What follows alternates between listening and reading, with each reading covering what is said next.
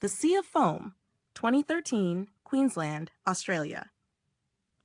In early 2013, the residents of Queensland awoke to a sight that felt straight out of a dream, or a disaster movie.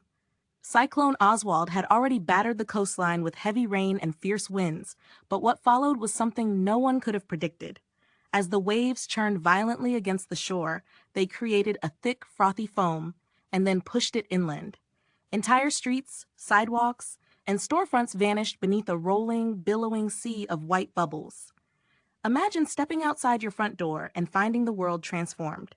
Cars looked like they were sinking into some strange, creamy ocean. Street signs peeked out from the foam like relics rising from snowdrifts.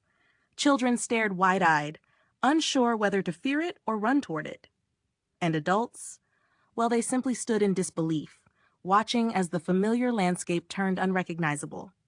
The foam didn't drift softly like ordinary soap bubbles. It surged. It piled high. It moved almost like a creature, sliding over roads and creeping up buildings. Some mounds reached several meters tall, towering over people who dared to step closer for a better look. The wind whipped through it, lifting chunks of foam into the air like weightless clouds that danced and dissolved before they touched the ground again. Locals described the scene as eerie but mesmerizing. Even those who had lived through decades of storms had never seen anything like it. The foam carried a faint, salty scent, fresh, oceanic, and strangely clean despite the chaos that created it. As it swept inland, it muffled sound, turning neighborhoods into quiet, surreal worlds where footsteps disappeared beneath soft, bubbling layers. But the calm beauty masked a very real intensity. Beneath the foam lurked hidden dangers, debris washed in from the storm, tangled seaweed, and even the occasional stray marine creature caught in the surge. Authorities warned people to keep their distance, but curiosity has a way of winning.